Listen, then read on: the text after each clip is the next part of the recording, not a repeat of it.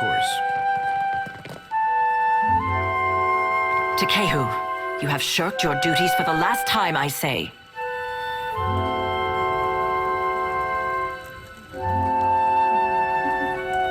Guildmaster, be reasonable. I skipped one lecture to travel up the mountain. Still, the palace is closed until you present me before Onikaza. You went alone. I asked for patience, but as usual, you make a trench out of a tide pool.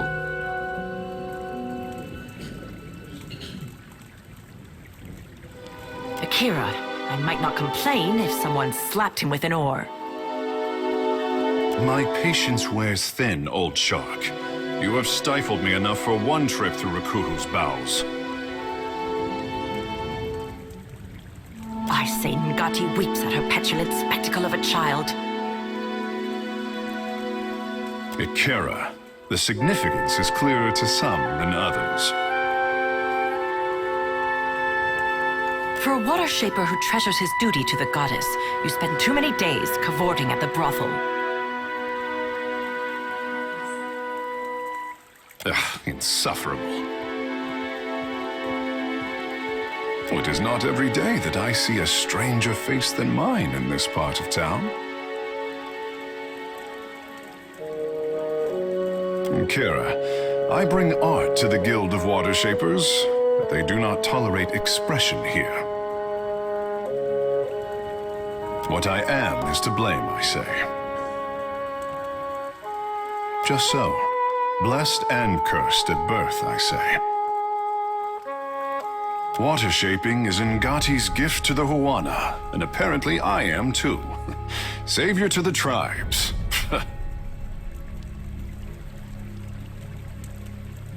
The only question is, do I return to my duties, or while away a few hours in the bathhouse?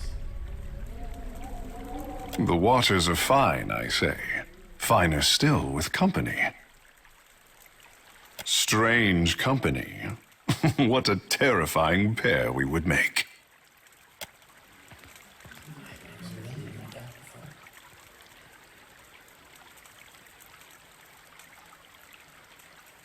You have my attention, I say.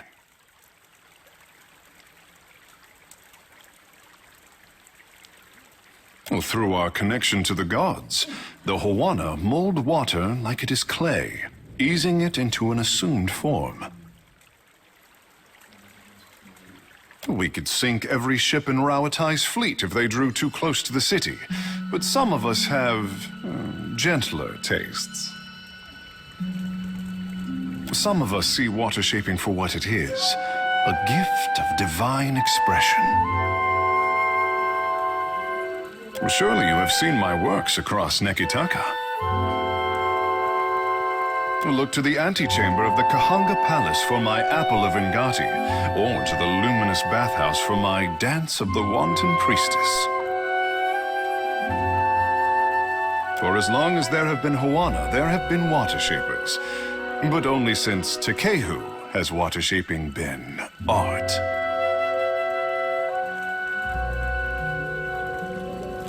Kara, I sent the prince a missive and heard nothing back. He is a busy warrior in a time of peace, I say.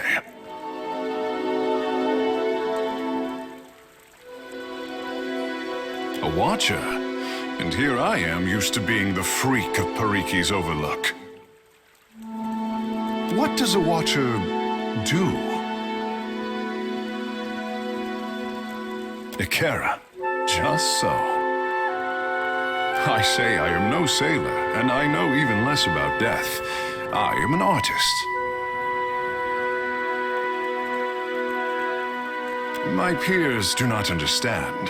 Water shaping to them is like studying calligraphy, to brew ink and sort parchment.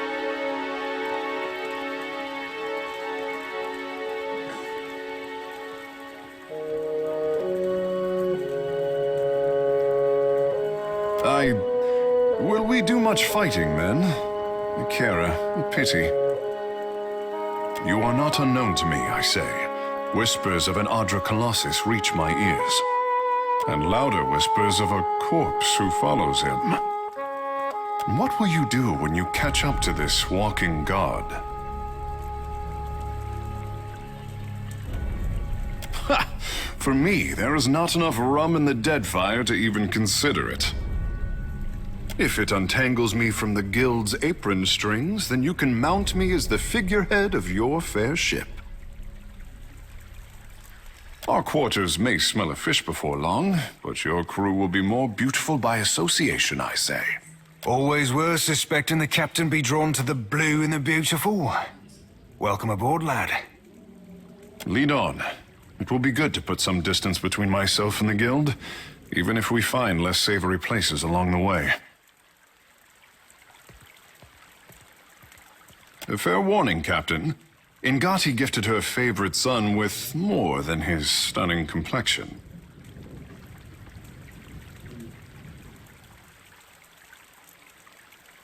Akara, I look forward to teaching you. I say you will learn, in time.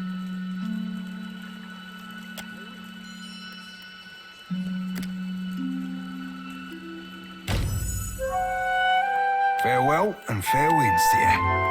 If you want for company, look no further.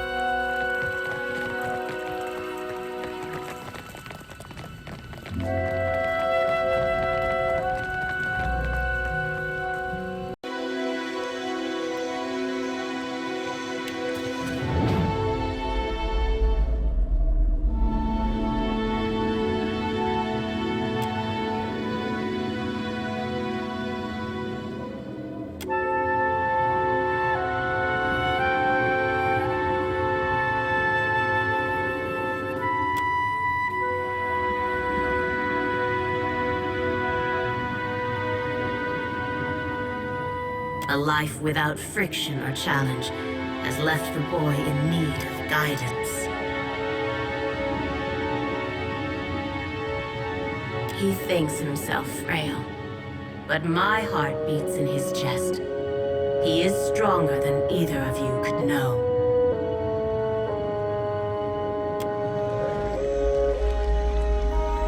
Captain, what say? You look a little blue about the gills. Ingati spoke to you. Ha! To leave her son guessing. Oh, this is my tricksome mother through and through. What mother doesn't? Oh, you must be special indeed for Ingati to speak with words. For her people, she lays out cryptic stepping stones hidden in omens. Akara, but send her my fondest wishes. The Kahanga are my tribe, but my people settled on Atua, an island too modest to deserve the attention of maps. My mortal mother tans boar hides. My father trades in the abundance of pearls and opals Atua is blessed to provide. When I was born, Father called me his blue topaz boy. Doubtless, I say, but I am the most precious gem of recent history. Godlike are revered as bringers of local change, but only Ingati's chosen is thought to deliver an omen for all Huana at once. Ikera, high winds stirred the vigor of the seas. 2 huts collapsed before our local storm speaker could shout down the weather. They say the skies only cleared when I fell into the midwife's basket. Peace had returned to the island. Or so the Mataru predicted. Oh, I could not be kept from the water, so my father taught me how to dive for pearls and azada snails. Ingati filled my palms with riches on every harvest, I say. When I came of an age to begin a man's pursuits, the Mataru reached out to the Kahanga Queen. Weighing my arrival against the forces that descended on her territory, The Queen could not invite Ngati's Chosen into the Watershapers Guild fast enough. In hard times, the endorsement of a goddess is more valuable than currency. Akera, speak on. The art of our ancestors, I say. To bend water to our will is a gift from Mother Ngati to her chosen people. Since devastation swept our way of life out to sea, too much of the art has been lost. Periki, founder of the guild, organized the lore of Ngati's talent into a series of postures and meditations we call the 4 forms of water shaping. Try as we might to embody Ngati's element, our bodies are not water. Akera, this is the form of grief, a beginner's test. The body's internal water is a force that conquers all. Even the mountain will bow to the stream. The form of hope, I say. Water commands its vessel, and the vessel can be shaped as surely as the mountain. The form of metamorphosis, Akera?